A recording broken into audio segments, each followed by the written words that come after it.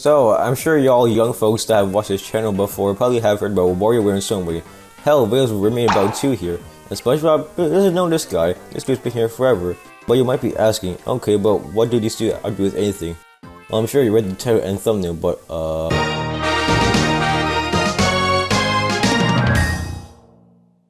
I might be repeating myself here, but basically SpongeBob's SquigglePants is like WarioWare, except it's all SpongeBob.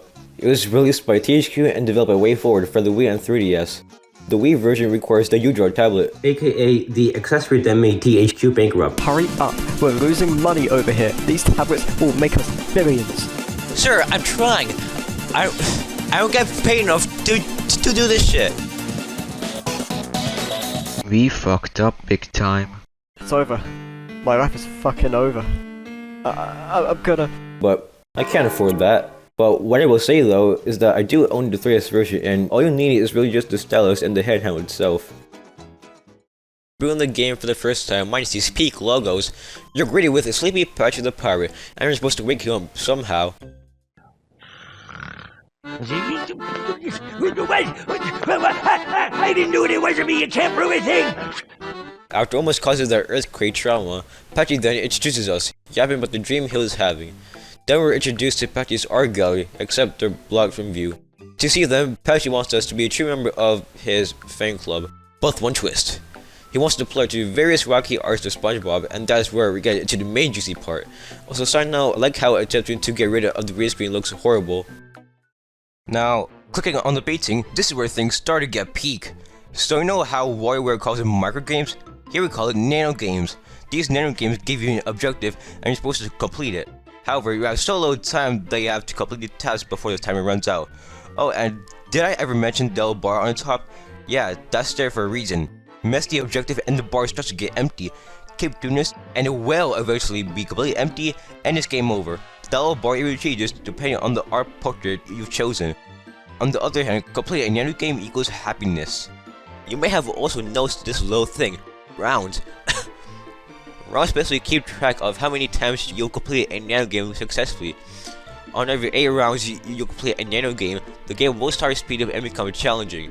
If you're playing an art portrait for the first time, you will have to do 20 rounds. Once you complete said portrait, Patchy will happily reveal another portrait for you. Meanwhile, on older portraits or portraits you have previously completed, you're basically doing analyst mode. Basically try to do as many rounds as you can without failing. Oh yeah, anytime you come across a new nano game, these get put in the Nano Game Replay. Nano Game Replay is basically a collection of every single nano game you've encountered so far. Each nano game belongs in their respective portraits. Each portrait tells you how many nano games you got and how much you're missing.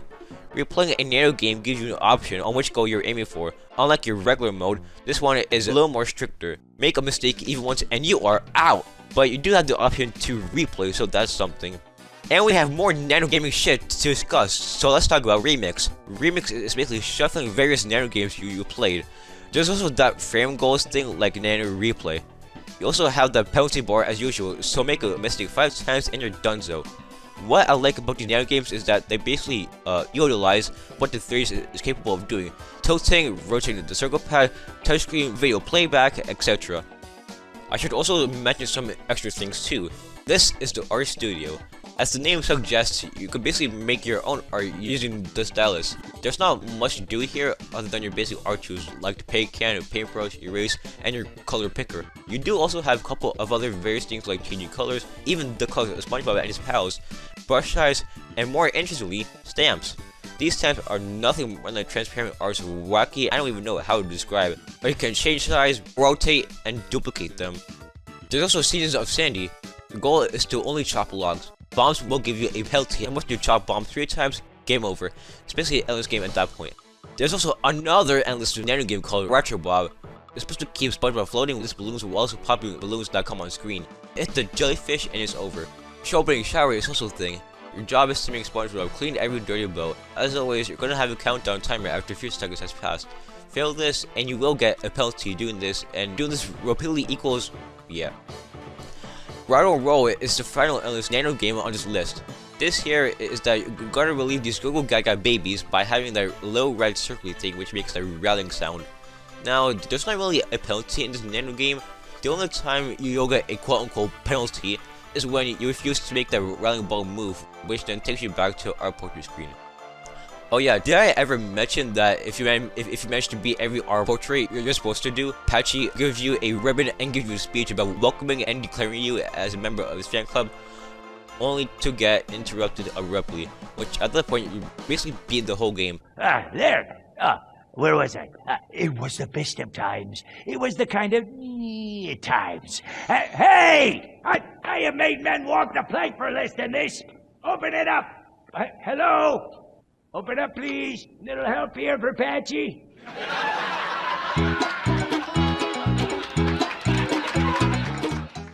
After that, you get the Hyper Remix. It's basically like Remix, except it's way much faster.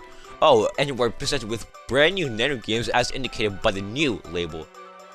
Oh yeah, you also get a goofy story involving Patchy and Potty after besting the game. But 100% of the game, Patchy congratulates you, and that's it. Now, this game is a banger musically. I don't know how to explain it, so I'll just let the music speak for itself.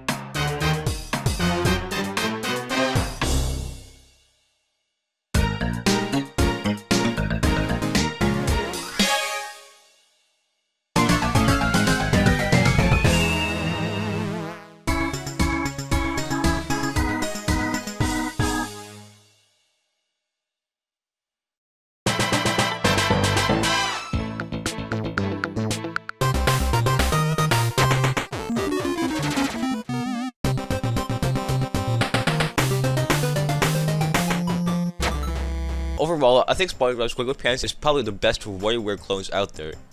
Except I haven't actually played any other WarioWare House Noise clones. I like how these nano games are. The score, the goofy ass acting from Kenny, all the good stuff. This might be just nostalgia bias considering I've been playing it since 2011 or so, and that might be why I like it so much, but there are other people who don't have nostalgia for the game and like it too. After all, just ask the screen Little Goblin. It is peak, absolute peak. It's better than bloody Truth or Square. It's better than Battle for Bikini Bottom. It's better than I don't even know any other SpongeBob games. It's just peak. Better than Mario Kart. Mario Kart Wii. SpongeBob SquigglePants. Beautiful.